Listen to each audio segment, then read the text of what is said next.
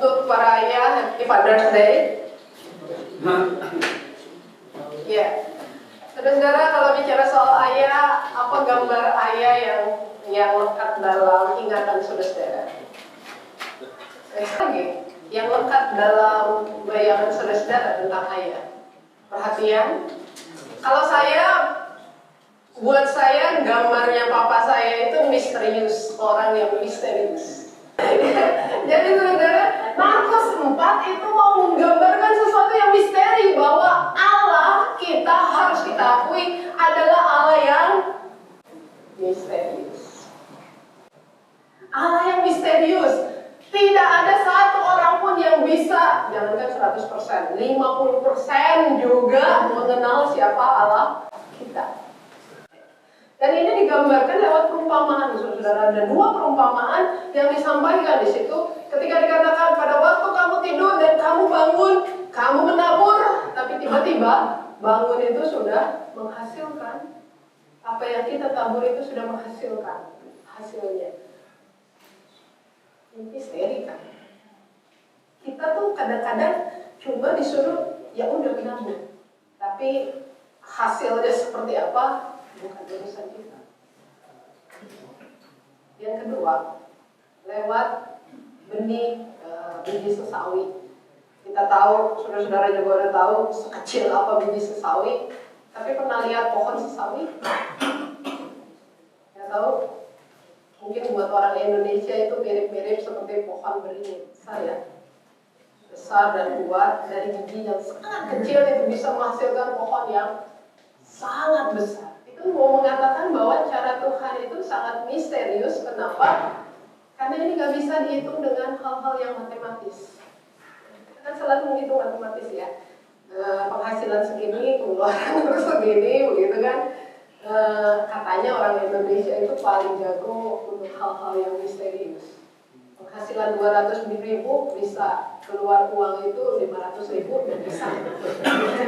Katanya, ya, ini itu ya. Kadang-kadang kita menjadi orang yang beriman, kita selalu coba menghitung secara matematis. Ini iya atau enggak, ini atau iya. Yang kecil harusnya menghasilkan yang kecil, yang besar harusnya menghasilkan yang besar. Seperti itu. Tetapi perumpamaan kita hari ini mau menggambarkan ternyata cara kerja Tuhan itu nggak selalu bisa kita hitung secara matematis, secara logika. Tidak selalu bisa seperti itu. Ini yang disebut cara Tuhan yang misterius. Saudara-saudara yang dikasih oleh Tuhan Yesus Kristus, tadi kalau saya bilang saya nggak terlalu suka dengan misteri kehidupan, iya. Dan betul-betul saya menghayati ini saya tidak suka. Saya kadang-kadang merasa Tuhan itu mengganggu hidup saya. Minta maaf ya untuk seperti ini. Jujur, kenapa mengganggu? Karena apa yang saya mau kebanyakan nih ya, saudara-saudara, kebanyakan nih. Lain dikasihnya. Contohnya, 2008 sebelum saya pulang kembali ke Indonesia, saya nggak mau pulang sebenarnya. Saya masih ingin sekolah, masih punya semangat belajar yang tinggi dan lain-lain, tapi disuruh pulang. Frustasi nggak?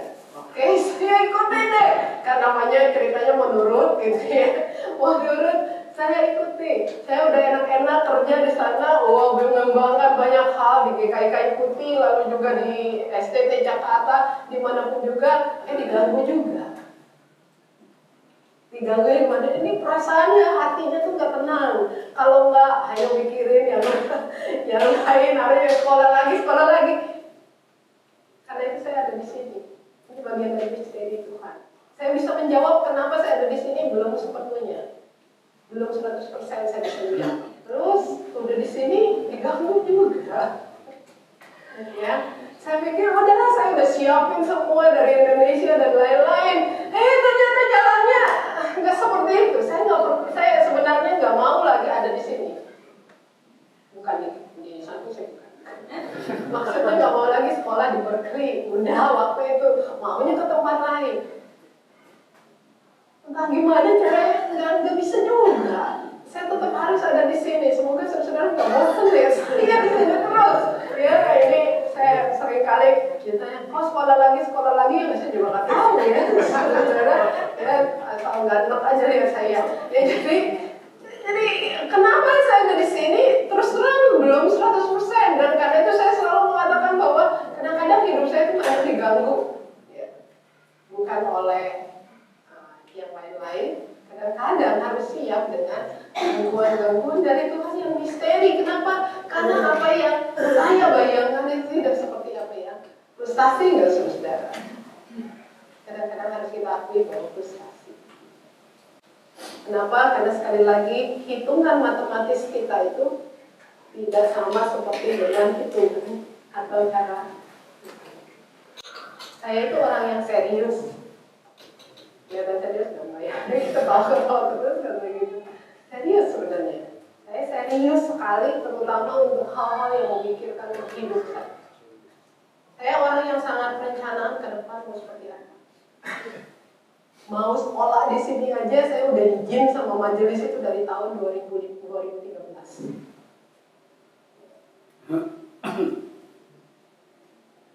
Serius sekali memikirkan, tapi sekali lagi ketika serius memikirkan ada aja. Jadi saudara, apa artinya ketika kita bicara cara Tuhan itu berbeda, cara Tuhan itu sangat misterius. Jadi sebenarnya dia mau mengajarkan apa sih kepada kita? Mau mengajarkan apa? Cara Tuhan yang misterius itu, yang tidak selalu sama dengan apa yang kita mau, apa yang kita pikirkan, apa yang tidak bisa kita kontrol. Apa yang tidak bisa kita kontrol dalam hidup ini, dia mau mengajarkan apa? Saudara, yang pertama saya belajar ketika cara Tuhan yang misterius ini adalah bagaimana kita itu belajar untuk apa saudara? Untuk bersabar. Tadi saya bilang saya orang yang serius sekali memikirkan hidup. Kadang-kadang itu kayaknya hidup ini karena harus dipikirkan sedemikian rupa, blak. Itu wah besar sekali. Tapi ketika Tuhan bilang, ya udahlah, nggak seperti yang kamu mau. Saya belajar untuk apa? Diajar untuk ya udah. Kadang-kadang hidup harus santai juga, gitu ya. Nggak usah terlalu berat-berat mikirnya, ya. Kan kita suka gitu mikirin yang berat-berat, ternyata kenyataannya nggak seperti itu kan? Rasa khawatir kan begitu. Nggak pernah ada orang yang khawatir sebenarnya udah kelihatan di depan apa yang terjadi. Enggak, sebenarnya kekhawatiran itu adalah sesuatu yang di depan. Dan kita memikirkan sedemikian rupa, tidak santai. Dan ketika kita bicara tentang cara dia, itu adalah cara yang berbeda. Kita diajar untuk, ya udah, santai aja hidup itu. Kadang-kadang hidup itu harus disikapi dengan santai. Karena hidup tidak seberat apa yang kita.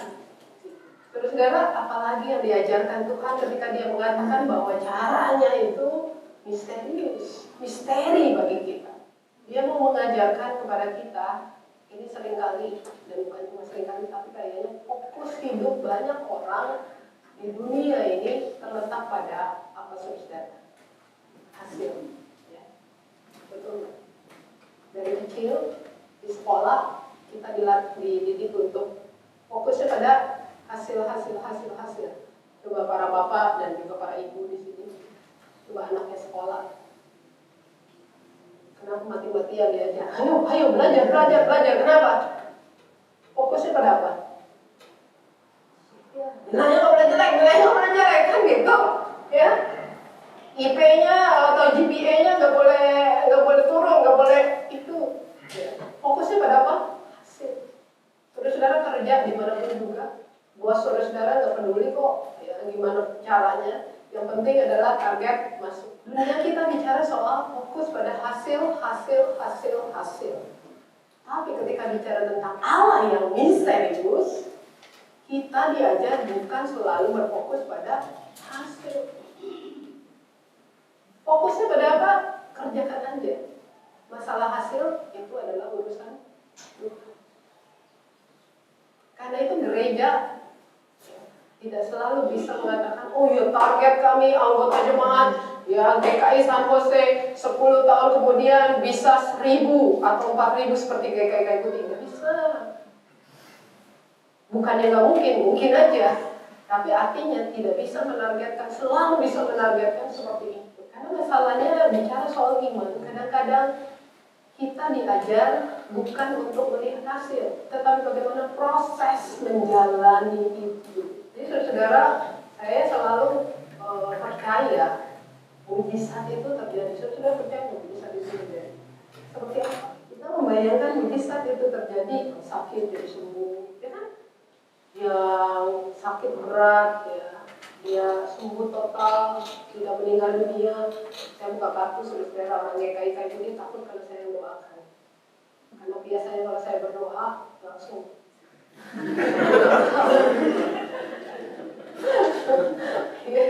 Jadi beneran loh, saya pikir ini cuma lelucon ya, ada loh anggota jemaat saya ketika ada keluarganya ya yang di rumah sakit, saya mau datang, jangan kita ini kami belum siap katanya gitu, ya ampun. Jadi kadang-kadang mujizat itu dilihat sebagai sebuah hasil, tapi saya mau mengatakan buat saya mujizat itu terjadi tiap hari, iya, yaitu dengan cara apa? Saya berproses, saudara-saudara berproses bagaimana menjadi orang yang beriman. Apapun hasilnya, itu ada dalam kontrol. Bagaimana kita bertumbuh, memahami bahwa ketika kejutan-kejutan itu terjadi dalam hidup kita, yang lagi bahagia-bahagianya tiba-tiba kena sakit yang luar biasa, bagaimana kejutan itu akhirnya bisa diterima, dijalani, dihayati dengan sungguh, bahwa Tuhan itu Tuhan. Karena itu saudara-saudara, buat saya nggak terlalu suka, maaf mendengar kesaksian. Nggak tahu saudara suka nggak mendengar kesaksian, suka kalian? Karena saya nggak suka. Kenapa? Karena biasanya kesaksian yang disaksikan adalah maju ke depan. Ya, saya dulu mengalami ini, saya sekarang sudah nggak lagi. Bagus sih, gitu ya. Mungkin ada orang yang juga dikuatkan dengan kesaksian itu. Tetapi buat saya lebih senang mendengar kesaksian ketika orang maju dan mengatakan, menceritakan, bahkan pada saat ini masih berjuang untuk menghayati. Karena sekali lagi, tidak selalu kita harus fokus pada hasil. Orang yang beriman percaya bahwa hasil itu ada dalam kontrol Tuhan. Yang harus saya lakukan adalah jalan saja. Saudara, saya punya tempelan di dinding kamar saya. Ini adalah puitis loh. Walaupun nggak bisa nulis puisi, jadi gunakan puisi orang lain. Ada tempelan di dinding kamar saya yang kira-kira mengatakan gini: hidup itu bukanlah bicara soal melewati badan, tetapi hidup artinya dancing in the rain. Paham nggak? Paham. Wah, memang susah ya, tapi dancing in the rain itu seperti apa? Saudara-saudara pasti sering melihat orang menari ya. Ini dancing in the rain, menari di tengah hujan. Tapi apapun juga dan dimanapun juga, tarian itu selalu punya satu hal yang sama. Apa saudara? Dia punya ritme, ya, punya ritme dan punya gerakan. Betul nggak? Nggak ada kan orang lari? Selalu pasti punya gerakan, punya ritme. Apalagi kalau narinya bersama, itu wah, kita bisa bilang, bagus. Kalau apa? Nah ini dia seragam ya, ritmenya itu jelas dan semua orang juga bisa menari dengan ritme yang sama. Nah saudara-saudara, ketika kita bicara tentang bagaimana kita menghayati, menerima Allah yang misteri dalam hidup kita, maka kuncinya adalah kita belajar untuk seritme dengan Tuhan. Seritme, mengikuti gerakan yang Tuhan sedang ajarkan. Gampang. Gimana caranya? Saudara perhatikan di ayat 27. Ada kata-kata.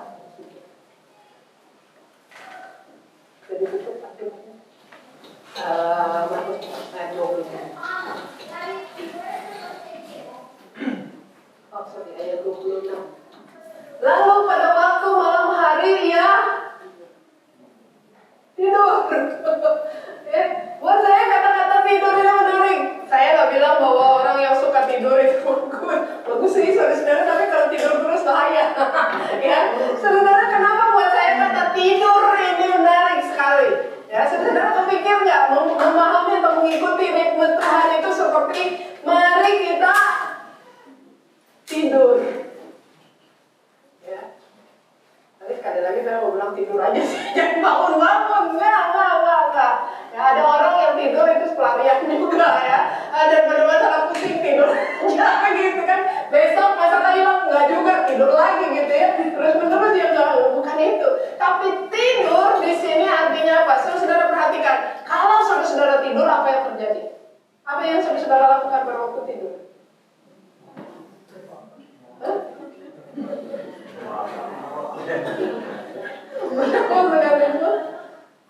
Yang tahu kita ngapain aja pada waktu tidur siapa? Ya selain Tuhan ya orang yang di sebelah kita. Ngorok apa enggak, ngoroknya kayak apa kan yang tahu, bukannya kita. Kita kan diceritain, tidur ngorok kok, makanya itu kita ketika gua kalau tidur ngorok loh. Kenapa? Karena diceritain. Kenapa kita tahu? Saya tidur ngorok loh. Enggak. Saudara mau mengatakan apa? Tidur ini adalah disinilah sebuah simbol pasrah, penyerahan diri. Betul nggak? Tidur nggak ada yang tahu loh kita mau diapain juga. Penjaga-jaga saudara mau tidur? Enggak, udah tidur. Ingat juga enggak apa yang terjadi. Itu sebuah simbol penyerahan diri total. Saya saudara tipe orang kalau punya masalah nggak bisa tidur. Nggak bisa tidur. Jadi selalu juga ya, kenapa nggak bisa tidur? Karena pikirin terus. Ini gimana, ini caranya. Makanya saya bilang saya serius sekali memikirkan hidup. Ini gimana, saya kadang itu nggak bisa tidur. Dan saudara, kalau saya kurus, bukan karena saya bahagia, malah sebaliknya. Walaupun saya bahagia kalau saya kurus, ya. Saya kayak sekarang kurus bukan karena saya sehat sebenarnya ya, lagi nggak sehat tapi nggak apa-apa. Ya, jadi ya bersyukur lah. Jadi kalau kita tidur sebenarnya adalah sebuah tanda penyerahan diri, ini simbol penyerahan diri. Ini menandai apa? Seorang teolog Barbara Brown Taylor, dia mengatakan kadang-kadang dalam hidup ini ketika kita ada dalam masalah, kita merasa Tuhan itu diam. Betul nggak? Saudara pernah nggak merasakan seperti itu? Dia gemes nih, Tuhan kenapa diam aja nggak ngapain kek? Saya udah berdoa minta segala sesuatu tapi kok diam aja. Barbara Brown Taylor mengatakan bahwa masalahnya, persoalannya barangkali bukan karena Allah diam, tapi apa yang terjadi? Kita tidak mampu mendengar suaranya karena siapa yang lebih banyak menipu, saya atau Tuhan? Siapa yang banyak bicara, saudara-saudara atau Tuhan? Contohnya, coba lihat doa-doa ini. Siapa yang banyak bicara? Kok nggak ada yang jawab? Malu ya. Siapa yang banyak bicara?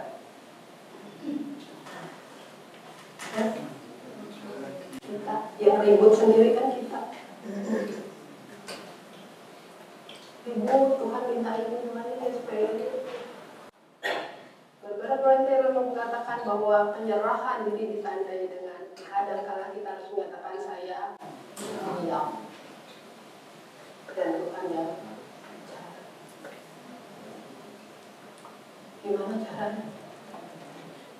Saudara, memang disiplin spiritual yang kita nih orang Protestan tidak terlalu mendalami. Saudara kita yang Katolik itu, ya mereka punya tradisi untuk diam, tidak bicara.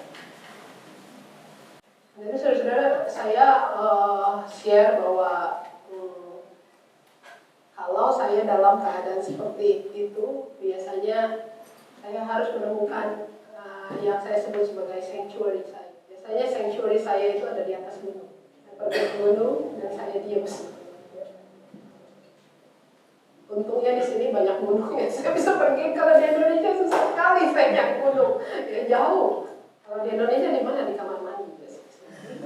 Sanctuary itu bisa di mana-mana, saudara-saudara. Kalau saya mandi agak lama, biasanya saya mandi 15 menit, ini bisa 1 jam, itu berarti saya lagi. Kadang-kadang barangkali kita harus diam dan biarkan Tuhan yang bicara. Kadang-kadang saya sendiri harus bilang pada diri saya sendiri, hey, berhenti berpikir. Karena itu tadi ya, pikiran saya ribut sekali. Hey, stop. Diam. Saudara mengikuti ritme. Selain kita belajar untuk diam, maka kita juga belajar untuk apa sih? Untuk merasa cukup dengan apa yang Tuhan beri, yang tersedia bagi kita. Saya lagi baca buku yang menarik. Saudara kalau sedang baca buku, silahkan baca buku. Dia ada Butler yang baru, judulnya Grateful. Di situ ada bagian, bukan bagian, tapi seluruh isi buku itu bicara soal gratitude. Berterima kasih. Dia mengatakan susah sekali berterima kasih, bukan cuma sekedar kita ngomong terima kasih, enggak. Susah, kenapa? Apalagi kalau saat saya harus berterima kasih, menerima apa yang cukup menurut Tuhan, bukan menurut saya. Gampang? Contohnya ya, saudara, kita maunya makannya saat ini makan steak misalnya, tapi dikasihnya nasi sama ikan nasi. Lain ya, contohnya. Tapi memang kadang-kadang itu begitu. Lain aman. Bagaimana kita bisa berterima kasih mengatakan, Tuhan yang penting saya nggak lapar dan saya bisa makan nasi dan ikan nasi dengan imajinasi steak. Gampang. Dan saya lagi belajar itu terus terang. Lagi belajar itu. Saya mau yang ini tapi dikasih stick. Yang ini, terima kasih aja. Daripada enggak sama sekali. Kadang-kadang kita harus belajar seperti itu, memahami misteri Tuhan. Tapi satu hal, ketika kita tidak bisa mengontrol apapun juga, Tuhan selalu memberikan yang terbaik, dan Dia selalu memberikan tepat pada.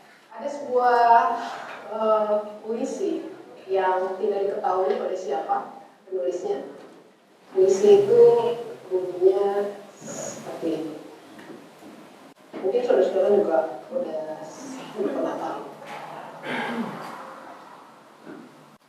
Aku meminta kekuatan, Tuhan memberiku kesulitan untuk membuatku kuat. Aku meminta kebijaksanaan, Tuhan memintaku masalah untuk dipecahkan. Aku meminta kemakmuran, Tuhan memberi aku otot dan otak untuk bekerja. Aku meminta keberanian, Tuhan memberiku bahaya untuk diatasi. Aku meminta kesabaran, Tuhan menempatkanku dalam situasi di mana aku terpaksa menunggu. Aku meminta cinta, Tuhan memberiku orang-orang yang bermasalah untuk membantu. Aku meminta bantuan, Tuhan memberiku kesempatan. Aku tidak menerima apapun yang aku inginkan, tetapi aku menerima. Sebuah lagu akan mengakhiri khotbah ini. Biarlah kita boleh merenungkan isi lagu ini, bukan saya yang nyanyi. Nanti jadi misteri tapi dinyanyikan oleh penyanyi yang akan menolong kita. God moves in His mysteries.